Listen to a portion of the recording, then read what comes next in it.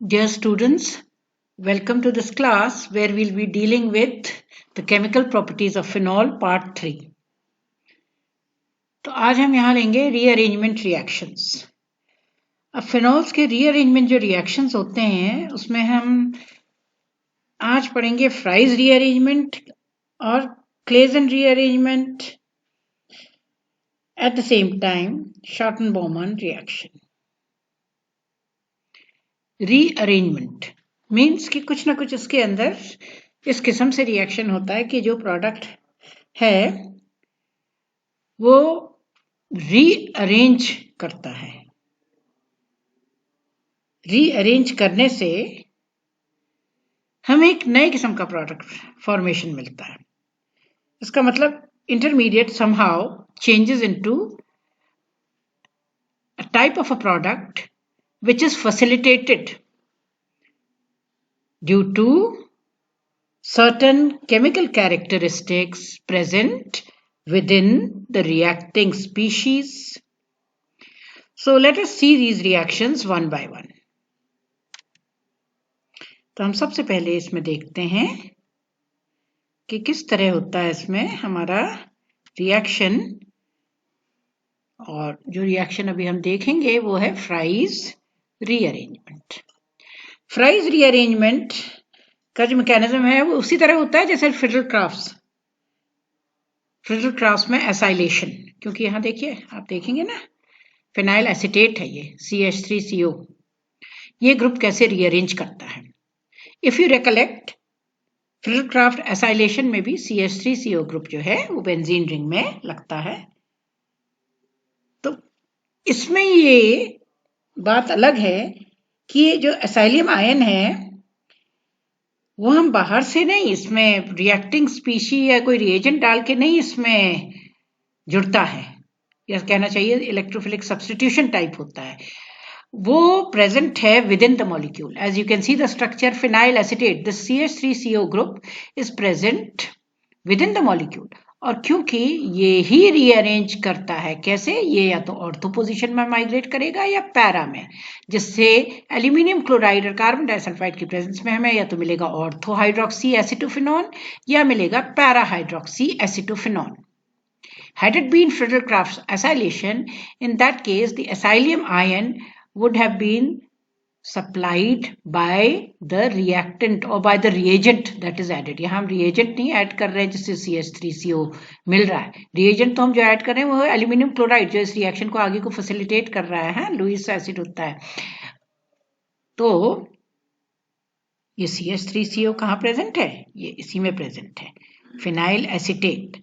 हम देखेंगे ये कैसे रीअरेंज करके दूसरी जगह अपने को एडजस्ट करता है। इसका मैकेनिज्म जो है वो देखिएगा। मैकेनिज्म CH3COO, एल्यूमिनियम क्लोराइड की प्रेजेंस में होता क्या है, एल्यूमिनियम क्लोराइड जो है AlCl3, क्योंकि इलेक्ट्रॉन्स में लैकिंग है 3 + 3 6, हाँ, तो ये क्या होगा, ये जो ऑक्सीजन का लोन पेयर है इसकी तरफ जाएगा, AlCl3 लुईस एसिड। सो AlCl3 ये इसके लोन पेयर से अपनी तरफ को इलेक्ट्रॉन्स खींचेगा। इलेक्ट्रॉन्स अपनी तरफ खींचेगा, एज अ रिजल्ट क्या होगा, ऑक्सीजन में ऑक्सीजन की वैलेंसी 2 से बढ़ के 3 हो गई है। इसके lone pair of electrons aluminium chloride इसके साथ शेयर हो गए हैं, यहाँ दिए गए हैं। तो एल्यूमिनियम क्लोराइड यहाँ नेगेटिव चार्ज, क्योंकि ऑक्सीजन ने दिए, और क्योंकि ऑक्सीजन ने अपने इलेक्ट्रॉन लोन पेयर दे दिए हैं, ये लोन पेयर जो यहाँ प्रेजेंट हैं, तो इसमें कैसा चार्ज आएगा, पॉजिटिव। अब ऑक्सीजन जो है वो क्या होता है, इलेक्ट्रोनेगेटिव होता है नेचर में, तो उसमें पॉजिटिव चार्ज जो है is not a very good condition, unstable, क्योंकि वो तो इलेक्ट्रॉन्स खींचता है ना कि इलेक्ट्रॉन्स देता है। तो ये क्या करेगा, पॉजिटिव चार्ज अपने में से कोशिश करेगा पॉजिटिव चार्ज को हटाए। कैसे हटाए, पॉजिटिव चार्ज मतलब इसमें इलेक्ट्रॉन्स की कमी, तो ये यहाँ से इलेक्ट्रॉन्स को अपनी तरफ खींचेगा। जब ये इलेक्ट्रॉन्स को अपनी तरफ खींचेगा तो बन जाएगा OAlCl2, और as a result of this CH3CO, ये बॉन्ड टूट गया ना, ये इलेक्ट्रॉन पेयर यहाँ आ गए, तो CH3CO यानी कि इसके ऊपर क्या चार्ज आ जाएगा, पॉजिटिव, क्योंकि ये बॉन्ड टूट गया, ये कार्बन अब इलेक्ट्रॉन डेफिशिएंट हो गया। इन अदर वर्ड्स हमारे को क्या मिल गया है, acylium ion. So an acylium ion is generated by formation of this intermediate complex. Complex कैसे बना? कॉम्प्लेक्स बना फिनाइल एसीटेट और एल्यूमिनियम क्लोराइड के रिएक्शन से। उसके रिएक्शन से ये जो कॉम्प्लेक्स बनता है, ऑक्सीजन में पॉजिटिव चार्ज है तो ये बॉन्ड अपनी तरफ खींचेगा, ये बॉन्ड टूट जाएगा ऑक्सीजन का CO के साथ, तो ये बॉन्ड टूटा तो कार्बन में कैसा चार्ज आ गया? पॉजिटिव, और एसाइलियम आयन जनरेट हो गया। अब एसाइलियम आयन यहां जनरेट हो गया, एट द सेम टाइम क्या होगा?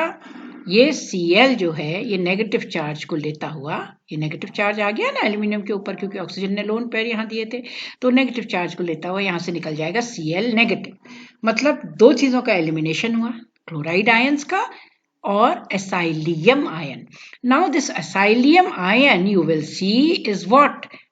पॉजिटिव चार्ज, यानी कि it is electron loving. In other words हमारा इलेक्ट्रोफाइल जनरेट हो चुका है। अब देखें यहाँ OAlCl2, यही तो रह गया यहाँ OAlCl2, क्योंकि ये Cl जो है नेगेटिव चार्ज को लेते हुए निकल गया। अब ये इसमें क्या होगा? अब लोन पेयर ऑफ इलेक्ट्रॉन्स जो हैं वो हमें मालूम है कहाँ माइग्रेट करते हैं, रेजोनेंस होता है कैसे? ऑर्थो और पैरा पोजिशन। तो अब ये पॉजिटिव चार्ज, ये नेगेटिव चार्ज कहाँ आ जाएगा? Electron pair at the ortho position और दी पैरा पोजिशन। तो ये ऑर्थो पोजिशन, ये लोन पेयर यहां गया, ऑक्सीजन और कार्बन। क्यों?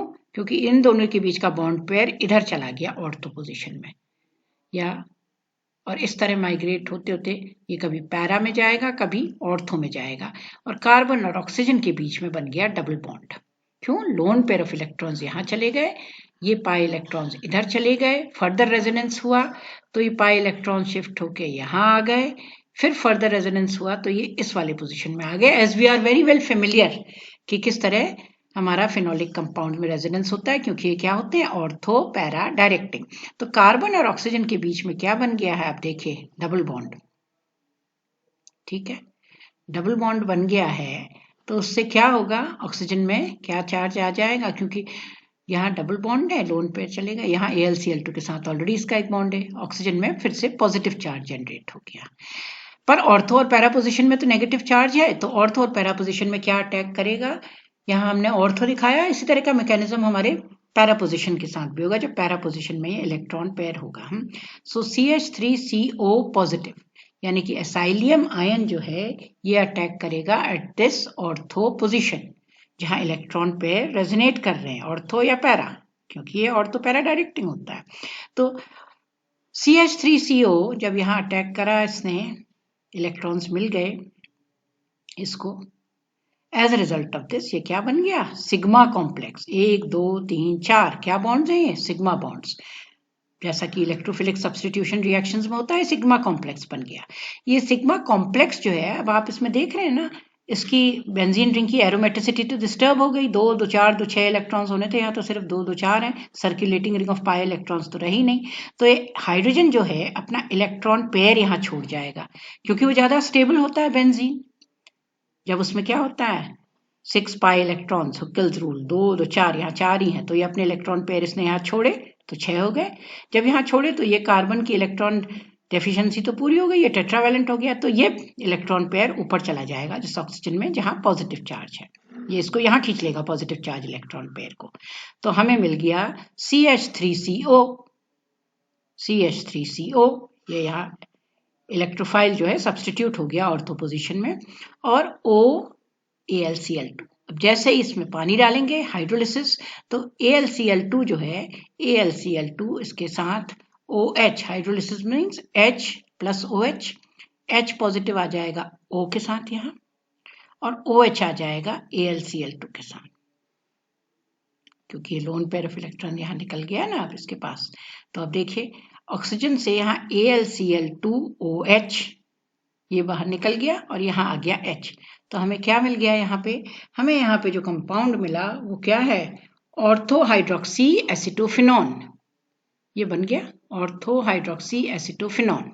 कैसे बना? इलेक्ट्रोफिलिक सब्स्टिट्यूशन रिएक्शन ही तो है एक किस्म से, लेकिन क्योंकि ये इलेक्ट्रोफाइल जो है इसी के अंदर से जनरेट हो रहा है फिनाइल एसीटेट से, इट इज अ रीअरेंजमेंट, क्योंकि ऐसा है कि ये CH3CO ऑक्सीजन से बॉन्ड टूट जाता है, इसका यहाँ पे लग जाता है क्या, O के साथ AlCl2 और ये CH3CO जनरेट हो जाता है एसाइलियम आयन, और ये फिर ऑर्थो या पैरा पोजीशन में जैसे इलेक्ट्रोफिलिक सब्स्टिट्यूशन रिएक्शन होता है उसी तरह ऑर्थो या पैरा पोजीशन में अटैक करके हमें दे देता है ऑर्थो हाइड्रोक्सी एसिटोफिनॉन या para hydroxy acetophenone. So this is called as Fries rearrangement. इसमें बाहर से इलेक्ट्रोफाइल नहीं डालते हैं, इलेक्ट्रोफाइल इसी के अंदर से यहाँ जनरेट होता है और रीअरेंज करके ऑर्थो या पैरा पोजीशन में आता है, fries rearrangement. Now let us see the next rearrangement which is Claisen rearrangement. Claisen rearrangement जो है वो जैसे एक किस्म से हम कह सकते हैं ना, ये 3-3 सिग्माट्रोपिक टाइप का रीअरेंजमेंट है। कैसे, क्यों है इस किस्म से? क्योंकि देखिए क्या होता है इसमें, ये रीअरेंजमेंट बिना किसी इंटरमीडिएट के होता है। पहली चीज, कोई इंटरमीडिएट नहीं बनेगा इसमें, इसी के अंदर ये जो है ग्रुप फिर से क्या करेगा, रीअरेंजमेंट, माइग्रेट कर जाएगा जैसे उसमें माइग्रेट करा था। अब यहाँ माइग्रेशन जो होता है वो ये हीट की प्रेजेंस में रिएक्शन होता है। हीट की प्रेजेंस में क्या होगा, हीट की प्रेजेंस में allyl phenyl ether, allyl phenyl ये ग्रुप जो है ना, ये क्या है, तो फिनाइल है, ऑक्सीजन ईथर, और यहाँ क्या लगा हुआ है ये ग्रुप, जब CH डबल बॉन्ड CH2 होता तो उसको तो विनाइल कहते हैं। जब ये ही 3 कार्बन वाला CH2 CH2 होता है ऐसे डबल बॉन्ड प्रेजेंट, तो उसको हम कहते हैं एलाइल। तो ये क्या है, CH2 CH होता तो विनाइल, CH2 CH2 टर्मिनल, ये विनाइल प्रेजेंट है, अनसैचुरेशन प्रेजेंट है कहना चाहिए, नॉट विनाइल, बिकॉज अब 3 कार्बन हो गए तो इसको एलाइल कहेंगे। 2 कार्बन के बीच में होता CH2 होता तो विनाइल कहते। तो ये क्या है, ये ग्रुप है एलाइल, ये रिंग है फिनाइल, ऑक्सीजन ईथर, इन दोनों के बीच में ऑक्सीजन। तो ये पूरा ग्रुप रीअरेंज हो जाता है। आप देखेंगे हीट की प्रेजेंस में पूरा ग्रुप कैसे रीअरेंज होता है, ये रीअरेंज हो जाएगा। ये एलाइल ग्रुप जो है CH2 CH2 ये आ जाएगा हमारे इस पोजीशन में, यहाँ इधर आ गया, तो इसमें माइग्रेट हो गया ये, तो हमको क्या मिल गया, quickly ortho substituted phenol.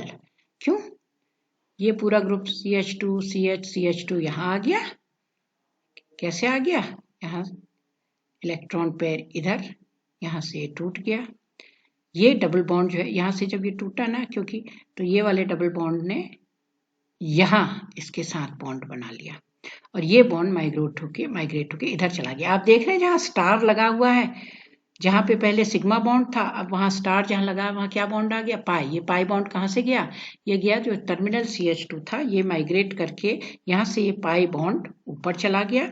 As a result ये बॉन्ड यहाँ से टूट गया क्योंकि इस कार्बन की वैलेंसी पूरी हो गई, और ये बॉन्ड टूट के ऑक्सीजन और कार्बन के बीच में गया।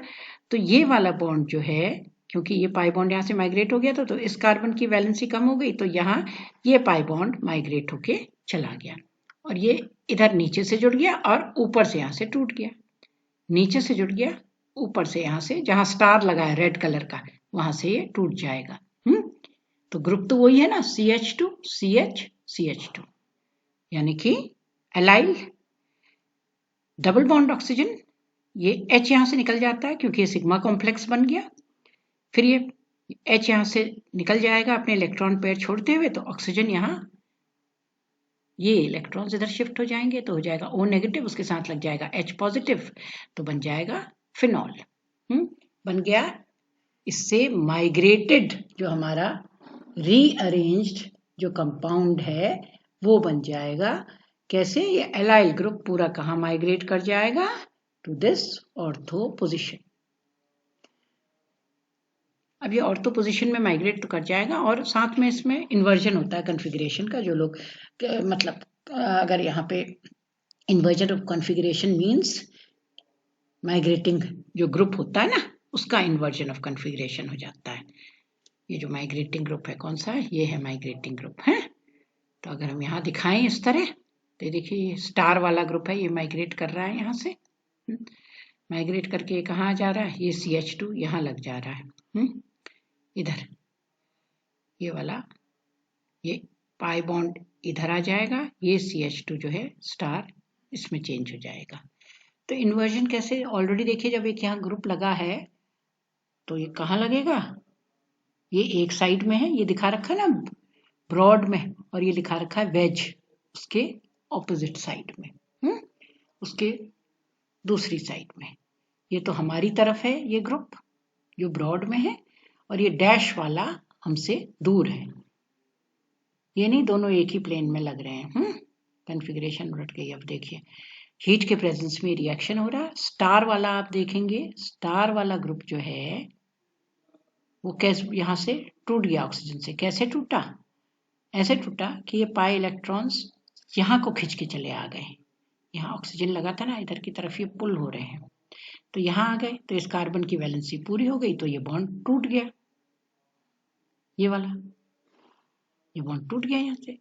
अब ये टूट गया तो अब देखिए यहाँ ये कार्बन की तो वैलेंसी कम हो गई, तो इसकी तरफ माइग्रेट करके क्या आ गया, ये पाई इलेक्ट्रॉन नीचे के, तो इसका मतलब ये यहाँ पे जुड़ गया, इधर सब्स्टिट्यूट हो गया। यहाँ सब्स्टिट्यूट हुआ तो यहाँ पे लगा हुआ जो है, यहाँ से जब ये बनेगा तो ग्रुप जो है फर्दर कैसे माइग्रेट होगा, ये देखने की बात इम्पोर्टेंट है इसमें कि किस तरह ये माइग्रेट होगा है। अब यहाँ देखिए जब ये आ जाएगा ना ये ग्रुप टूट के, तो यहाँ हाइड्रोजन तो लगा नहीं है, ऊपर तो यहाँ हाइड्रोजन लगा था, कोई और सब्स्टिट्यूट नहीं लगा था, वो हाइड्रोजन H पॉजिटिव के फॉर्म में निकल गया। क्या यहाँ स्कोप है, यहाँ तो CH3 लगा है, CH3 तो नहीं निकल सकता CH3 पॉजिटिव के फॉर्म में।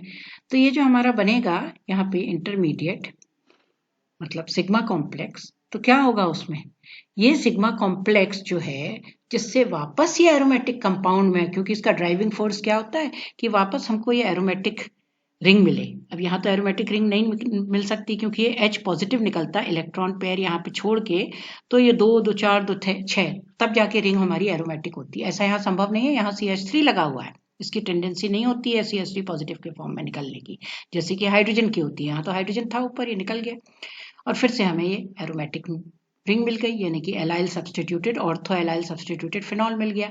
लेकिन यहाँ तो ये CH3 है ना प्रेजेंट हमारी ऑर्थो पोजीशन में, यहाँ भी CH3 यहाँ भी CH3, तो अब क्या हो, अब ऐसा होगा ड्राइविंग फोर्स इसके पीछे होगा, ये उस पोजीशन में कोशिश करेगा माइग्रेट करने की जहां से H पॉजिटिव निकल सके। तो ये ग्रुप क्या करेगा, ये वाला जो ग्रुप है अब ये यहाँ से टूट जाएगा फिर से। अब कैसे, ये ग्रुप माइग्रेट करके कहाँ जुड़ जाएगा, इस पोजीशन पे। ये क्या है, पैरा पोजीशन। पैरा पोजीशन पे यहाँ पे जुड़ेगा जब ये पाई इलेक्ट्रॉन्स ये यहाँ जुड़ जाएंगे, तो इस कार्बन की वैलेंसी पूरी, तो ये वाले पाई इलेक्ट्रॉन्स ऊपर पुश हो जाएंगे। क्यों पुश हो जाएंगे, क्योंकि यहाँ ये वैलेंसी कम हो गई है, ये पूरा ग्रुप नीचे माइग्रेट कर गया। तो देखिए ये माइग्रेट करके इधर आ गया है, ये ग्रुप कौन सा, ये इधर जुड़ गया। कैसे जुड़ गया, यहाँ पे, ये यहाँ पे आ गया, तो ये पाई इलेक्ट्रॉन्स इधर शिफ्ट हो गए। यू फॉलो, पाई इलेक्ट्रॉन्स इधर शिफ्ट हो गए। अब इसके बाद क्या होगा, यहाँ पर तो CH3 नहीं लगा है ना, यहाँ पर तो क्या लगा है, हाइड्रोजन, तो हाइड्रोजन निकल जाएगा H पॉजिटिव। ये दोनों तरफ तो CH3 है, इधर CH3 नहीं है, ये जो दिखा रखा है ये अब इधर इन्वर्जन दिखा रखा है, क्योंकि फिर से क्या होगा, ये डैश और ये वेज ये हमारे को फेस करते हुए, तो ये हमारे से दूर है। अब क्या होगा, ये H पॉजिटिव निकल जाएगा। जैसे ही H पॉजिटिव निकला, देखिए H पॉजिटिव अपने इलेक्ट्रॉन पेयर छोड़ के निकला, इसने छोड़े तो ये वाला इलेक्ट्रॉन पेयर यहाँ गया, तो ये वापस ऑक्सीजन के ऊपर आ गया। As a result of this oxygen जो है यहाँ पे किस में चेंज हो जाएगा, O नेगेटिव के साथ क्या लग जाएगा, H पॉजिटिव। और अब हमें जो मिला वो ऑर्थो सब्स्टिट्यूटेड नहीं मिला है, वो प्रोडक्ट क्या मिला है, para substituted. By and large तो इसमें क्या मिलता है, ऑर्थो सब्स्टिट्यूटेड फिनॉल मिलता है। इन्वर्जन होती है कॉन्फ़िगरेशन की, लेकिन अगर ऑर्थो पोजीशन जो है उसमें कोई सब्स्टिट्यूएंट प्रेजेंट हो, तो तब जो है पैरा पोजीशन में जब सब्स्टिट्यूशन होगा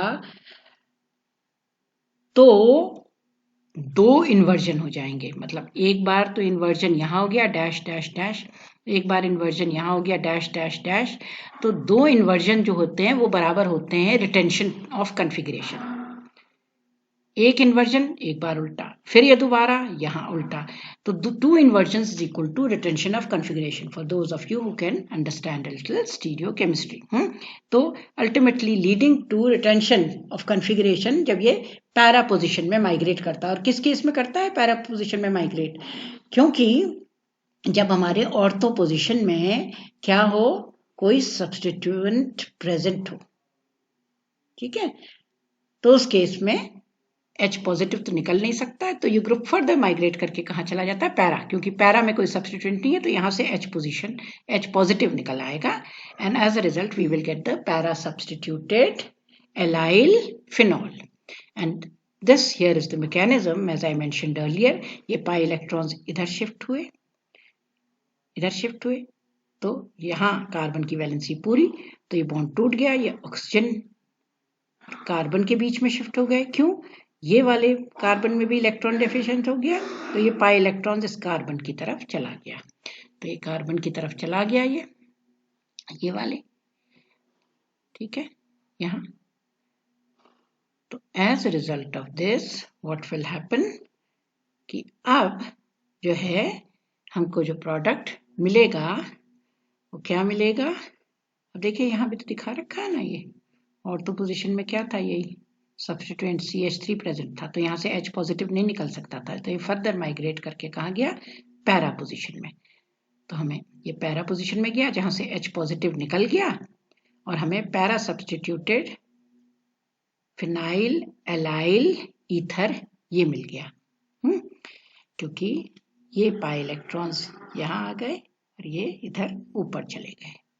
ये है हमारा क्लेजन रीअरेंजमेंट, जहाँ की रीअरेंजमेंट किसका होता है, फिनाइल एलाइल ईथर। ये फिनाइल एलाइल ईथर का रीअरेंजमेंट, और ये CH2 CH CH2 ये ग्रुप पूरा माइग्रेट होता है। ये CH2 पाई बॉन्ड्स यहाँ आ जाते हैं, क्योंकि ये मतलब ये CH2 जो है इसके पाई इलेक्ट्रॉन्स तो इधर चले जाते हैं, CH2 जो है इलेक्ट्रॉन डेफिशिएंट, तीन ही रह गई वैलेंसी, पाई इलेक्ट्रॉन्स इधर को खिंच गए, ये बॉन्ड टूट गया। एज अ रिजल्ट ये टर्मिनल जो स्टार है ना, जहाँ पे पहले सिग्मा बॉन्ड था, अब वहाँ क्या बन गया, पाई बॉन्ड, वहाँ बन गया हमारा पाई बॉन्ड, वहाँ बन गया हमारा सिग्मा बॉन्ड जो था पाई बॉन्ड, ठीक है। अब ये 2 बार माइग्रेशन होता है, तो इस तरह हमें प्रोडक्ट मिल जाता है 2 माइग्रेशन के बाद। शॉर्टन-बोहमान रिएक्शन में क्या होता है, शॉर्टन-बोहमान रिएक्शन में बेंजोइल क्लोराइड के साथ अगर हम हीट करें तो क्या बनता है, फिनाइल बेंजोएट, ये बन गया, देखिए फिनाइल बेंजोएट, सरल रिएक्शन है ये, C6H5OH C6H5COCl benzoyl chloride, C6H5COH benzoic acid, उसी की क्लोराइड बेंजोइल क्लोराइड, NaOH के साथ हीट करें C6H5CO C6H5CO, ये क्या Cl नेगेटिव यहाँ से निकल जाएगा, NaOH, ये सरल रिएक्शन कैसे है, देखिए C6H5OH Na की प्रेजेंस में क्या बनाएगा, O नेगेटिव Na यानी कि phenoxide, sodium phenoxide ortho para directive, पर क्या होता है देखिए यहाँ पे O नेगेटिव Na पॉजिटिव है, अब ये क्या बनाएगा C6H5O नेगेटिव, ये Na पॉजिटिव जो है ये Na यहाँ से निकल जाएगा, देखिए तो इसमें Cl लगा ना COCl, तो यहाँ पे क्या निकल जाएगा, यहाँ से ये Cl और ये Na ये बना लेगा NaCl, तो यहाँ क्या रह गया, ये 1 एरो दिखा रखा है, यहाँ जाता है पहले, क्यों, क्योंकि जैसे Cl निकला अपनी तरफ इलेक्ट्रॉन खींच रहा है, तो कार्बन में पॉजिटिव चार्ज डेवलप होने लग गया, ये इलेक्ट्रॉन पेयर यहाँ ऊपर चला गया COO, हाँ, एज अ रिजल्ट इसने यहाँ अटैक करा कार्बन में CO, C double bond O, तो ये O जो है इस कार्बन के साथ आ गया OC6H5, क्योंकि NaCl ये निकल गया, ये यहाँ से ये Cl नेगेटिव निकला, ये C6H5O नेगेटिव ने इधर अटैक करा, ये क्या हुआ, पाई इलेक्ट्रॉन्स इधर को शिफ्ट हुए, इधर को शिफ्ट हो रहे हैं, यहाँ से ये पुल हो रहे हैं, तो ये कार्बन तो इलेक्ट्रॉन डेफिशिएंट हो रहा है बेचारा, कार्बोनाइल कार्बन की तरफ क्या आ गया, C6H5O नेगेटिव, इधर न्यूक्लियस लविंग न्यूक्लियोफाइल है, तो ये यहाँ से निकल जाएगा। As a result of this in Schotten Baumann reaction, जब फिनॉल को हम बेंजोइल क्लोराइड के साथ रिएक्ट करते हैं तो हमें क्या मिल जाएगा, उससे फिनाइल बेंजोएट, फिनाइल बेंजोएट, जिसका कि मैकेनिज्म बहुत ही सिंपल है. सो these were some of the reactions. Besides this, the other reactions which I have mentioned here, वो हमारे हैं reaction with PCl3, PCl5, जिसमें हमें क्या मिलेगा, फिर से HCl निकल के C6H5Cl, फिनाइल क्लोराइड. PCl5 है, POCl3, HCl. फिनॉल के साथ अगर POCl3 होगा तो उस केस में निकल जाएगा ये फर्दर, क्योंकि POCl3 यहाँ बना है ना, तो ये POCl3 फर्दर रिएक्ट करेगा. फिनॉल ने PCl5 के साथ रिएक्ट करा तो बन गया benzyl chloride C6H5Cl plus POCl3.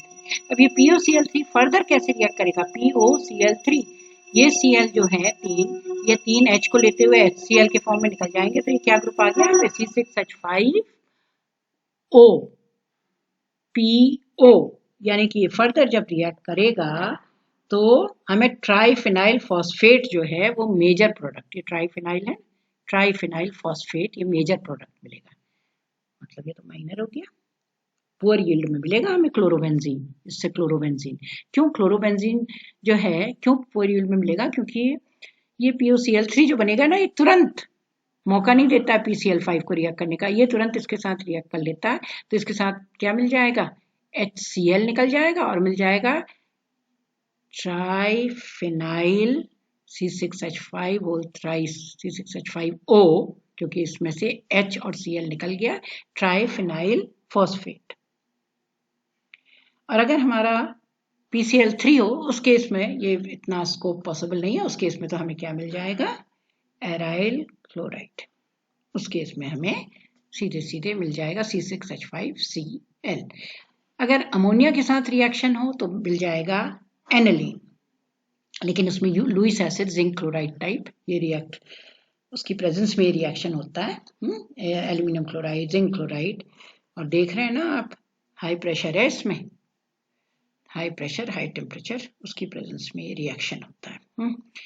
और अगर जिंक डस्ट के साथ रिएक्शन हो तब तो हमारा रिड्यूस हो जाता है और हमें मिल जाता है सीधे बेंजीन. जिंक ऑक्साइड, जिंक तो ऑक्सीडाइज हो गया और फिनॉल रिड्यूस हो गया इनटू बेंजीन. फेरिक क्लोराइड के साथ जो इसका रिएक्शन है वो इतना इंटरेस्टिंग है फेरिक क्लोराइड के साथ, क्योंकि फेरिक क्लोराइड के सोल्यूशन के साथ तो कलर कॉम्प्लेक्स बनता है. ये इसका टेस्ट भी है, किसको, फिनॉल का टेस्ट है कि फिनॉल्स में हम न्यूट्रल फेरिक क्लोराइड सोल्यूशन डालते हैं तो ये जो हमारा ये बनेगा ना, ये क्या है, ये कलर्ड कॉम्प्लेक्स है. ये या तो ये वायलेट कलर का होगा, ब्लू कलर का होगा, ग्रीन कलर का होगा.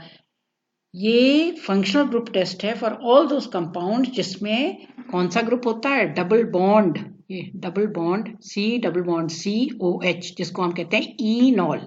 अब ये C डबल बॉन्ड C यहाँ क्योंकि फिनाइल रिंग में है तो हम इसको कहेंगे फिनॉल.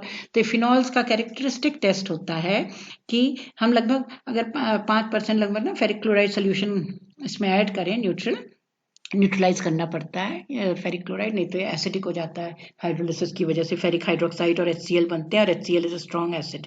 तो इसको न्यूट्रलाइज करते हैं बेस से और उसमें डालते हैं इसमें जो कंपाउंड हम सोचते हैं जिसमें फिनोलिक रिंग है या इनॉल है, इनऑल, तो उसमें हम डालते हैं तो उससे कलर्ड कॉम्प्लेक्स जो बनता है थोड़ा हिलाते हैं और उस चेक करने के बाद हम देखते हैं कि इसमें या तो पर्पल कलर या ब्लू कलर या ग्रीन कलर, इस किस्म से रंग बनता है, या रेडिश कलर.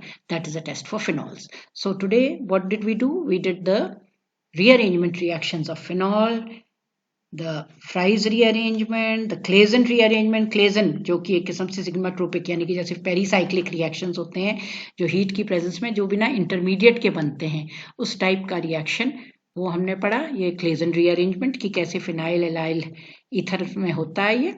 तो ऑर्थो पोजीशन में माइग्रेशन होता है. ये रेड आप देखेंगे जहां स्टार है, यहाँ डबल बॉन्ड आ जाता है माइग्रेट होके, और ये वाला जो है इधर ऑर्थो पोजीशन में आ गया. ऑर्थो पोजीशन अगर आपकी कोई सब्सटीट्यूएंट प्रेजेंट हो उस केस में ये ग्रुप जो है माइग्रेट होके कहाँ चला जाता है, पैरा में फर्दर, क्योंकि यहाँ सब्सटीट्यूएंट प्रेजेंट होगा तो वो H पॉजिटिव नहीं निकल पाएगा और हमें वापस एरोमेटिक रिंग नहीं मिलेगी. ड्राइविंग फोर्स वही होता है ना, फॉर्मेशन ऑफ एरोमेटिक रिंग. तो इसलिए क्या होगा इस केस में भी, इस केस में फिर से ये माइग्रेशन हो जाएगा पैरा पोजिशन में. और इसमें इन्वर्जन ऑफ कॉन्फ़िगरेशन, ये इन्वर्ट हुआ, ये अगर इस तरफ है हमारी तरफ वेज, ये ऑपोजिट है डैश फिर से सेकेंड इन्वर्जन हुआ जब ये पैरा में माइग्रेट हुआ, 2 inversions is equal to a retention of configuration. So that is all for today. Thank you.